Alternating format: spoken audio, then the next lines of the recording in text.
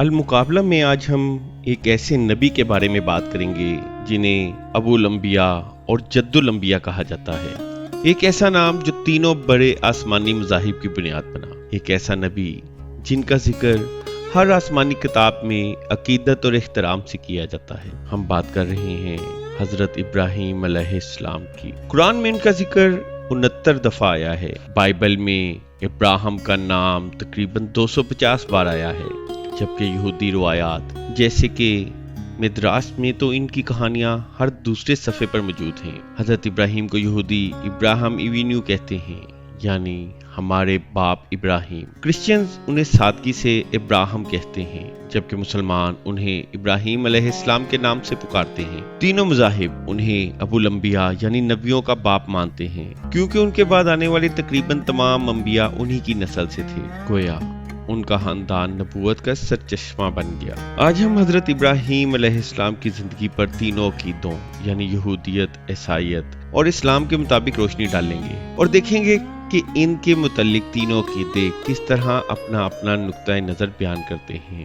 حضرت ابراہیم کی کہانی کا آغاز آج کے عراق کے قدیم شہر عرقہ صدیم سے ہوتا ہے۔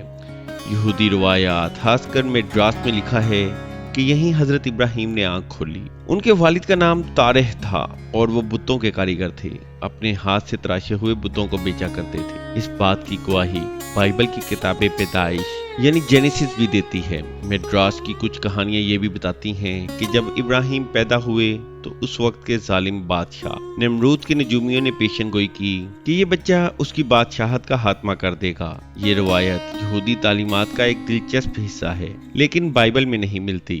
کرسچینٹی بھی زیادہ تر جینیسس کو ہی بنیاد بناتی ہے اور کو ہی ان کا جائے پیدائش مانتی ہے۔ اعمال رسول یعنی ایکٹس کی کتاب میں یہ ذکر ملتا ہے کہ اللہ نے ابراہیم کو میسوپوٹیمیا میں حکم دیا کہ وہ ہاران چھوڑ دیں۔ یہ تفصیل تھوڑا سا فرق رکھتی ہے، لیکن بنیادی کہانی ایک ہی رہتی ہے اور ان کے والد کا نام کرسچینٹی میں بھی تیرا ہی بتایا جاتا ہے۔ اسلام میں قرآن کریم میں ان کے والد کا نام آزر آیا ہے۔ بعض مفسرین کا کہنا ہے کہ آزر ان کا لقب تھا اور اصل نام تارح ہی تھا، لیکن چونکہ قرآن میں آزر کا نام استعمال ہوا ہے اس لیے مسلمان اسے ہی معتبر مانتے ہیں۔ ان کی پیدائش بھی عراق میں ہی مانی جاتی ہے۔ ایک اہم نقطہ یہ ہے کہ قرآن میں نجومیوں اور نمرود سے متعلق وہ اسرائیلی روایات نہیں ملتی جو یہودیت کے مدراس میں ہیں۔ یہ روایتیں اسلام میں ضعیف سمجھی جاتی ہیں۔ حضرت ابراہیم جب جوان ہوئے تو بعض روایات کے مطابق 16 اور بعض کے مطابق 40 سال کی عمر میں انہوں نے دعوت و تبلیغ کا کام شروع کیا۔ اس سلسلے میں سب سے اہم واقعہ وہ ہے جب انہوں نے بت پرستی سے انکار کیا اور اپنی قوم کے تمام بتوں کو سوائے ایک بڑے بت کے توڑ دیا۔ یہودیت میں مدراس کی کہانیوں میں یہ واقعہ بڑی تفصیل سے موجود ہے۔ ابراہیم اپنے والد کی دکان میں داخل ہوتے ہیں، بتوں کو توڑ دیتے ہیں، اور جب بادشاہ نمرود انہیں سزا دینے کے لیے ایک دہکتی ہوئی آگ میں ڈالتا ہے تو قدرت کا کرشمہ دیکھیے، آگ انہیں ذرا بھی نقصان نہیں پہنچاتی۔ یہ قصہ یہودیت کے مدراس میں مستند شمار ہوتا ہے، اگرچہ بائبل میں نہیں ہے۔ کرسچینٹی میں بائبل کی کتاب پیدائش پر انحصار کرنے کی وجہ سے یہ واقعہ کرسچن بائبل بشمول انجیل نیو ٹیسٹمنٹ میں نہیں ملتا، اسی لیے عیسائیت میں اسے غیر متعلق سمجھا جاتا ہے۔ اسلام میں قرآن کریم میں یہ واقعہ انتہائی وضاحت کے ساتھ موجود ہے۔ سورۃ الانبیاء میں بتایا گیا ہے کہ حضرت ابراہیم اپنی قوم سے کہتے ہیں، تم کیا پوچھتے ہو جو نہ تمہیں فائدہ دے سکے اور نہ نقصان۔ پھر قرآن بتاتا ہے کہ انہوں نے بتوں کو ریزہ ریزہ کر دیا اور چیلنج کیا کہ بڑے بت سے پوچھ لو اگر وہ بول سکے۔ اس کے بعد حضرت ابراہیم کو آگ میں ڈالے جانے کا قصہ اس طرح بیان ہوا ہے، جب ظالموں نے انہیں ایک دہکتی ہوئی آگ میں ڈال دیا تو اللہ کا حکم ہوا، اے آگ ابراہیم پر ٹھنڈی اور سلامتی والی ہو جا۔ یہ ایک ایسا معجزہ ہے جو اسلام میں مستند ہے اور قرآن سے ثابت شدہ ہے۔ جب آگ نے حضرت ابراہیم کو کوئی نقصان نہ پہنچایا اور یہ سب دیکھنے کے باوجود ان کی قوم نے ان پر سختی جاری رکھی اور ایمان لانے سے انکار کیا، تو حضرت ابراہیم علیہ السلام نے اللہ کے حکم پر ایک ایسا قدم اٹھایا جس نے ان کی زندگی کو ہمیشہ کے لیے بدل دیا۔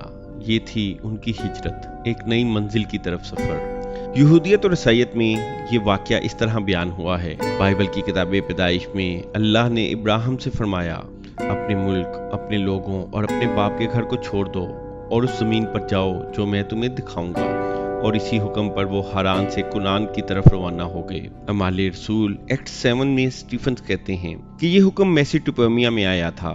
یہ تھوڑا سا فرق کہانی کا حصہ ہے جو کہ کرسچن روایات میں علیحدہ سے ہے۔ اسلام میں قرآن کریم کی سورۃ العنکبوت میں بھی اس ہجرت کا ذکر ہے کہ کیسے حضرت ابراہیم نے اپنے بھتیجے حضرت لوط کے ساتھ ایمان قبول کیا اور اللہ کے راستے میں اپنا وطن چھوڑ دیا۔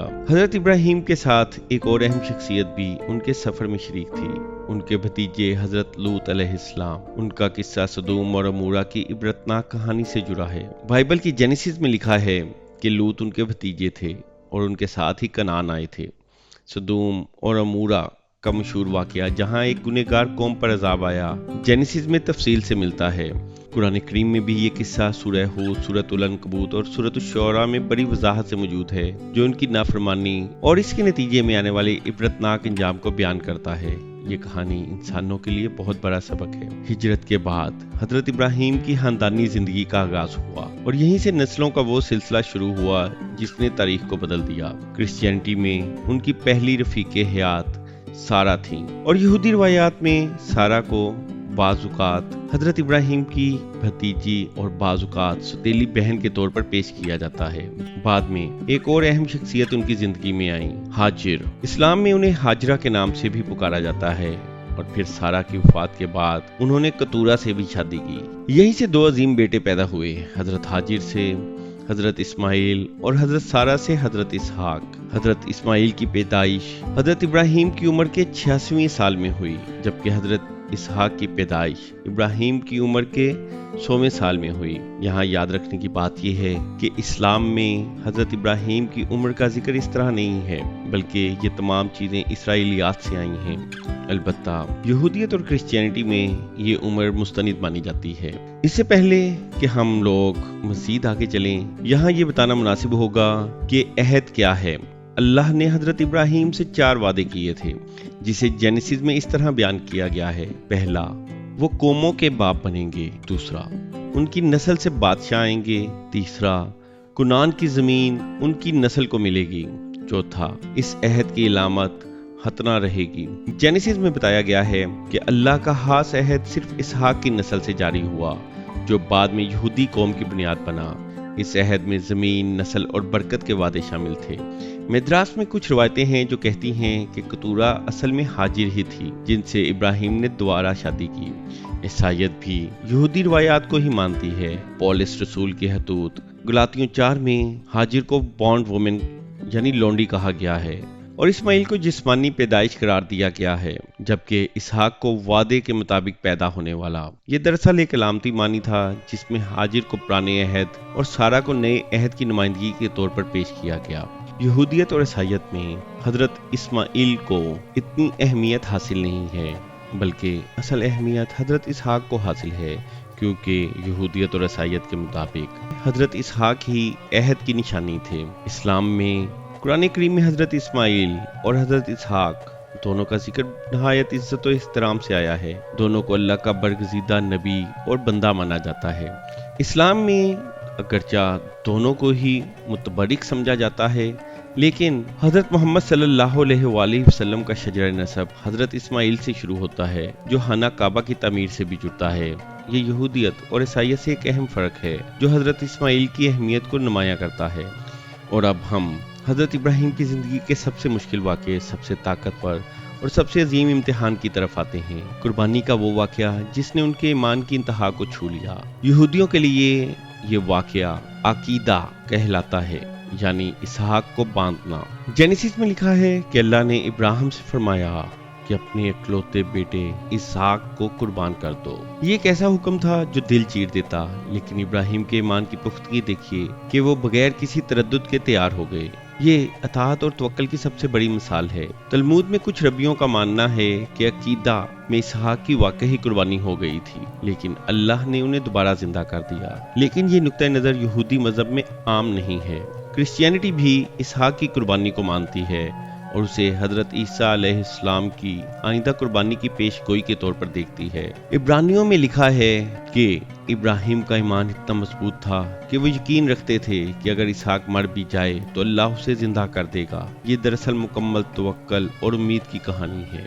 اسلام میں قرآن کریم کی سورہ صافات میں اس عظیم قربانی کا ذکر موجود ہے، لیکن بیٹے کا نام واضح طور پر نہیں لکھا۔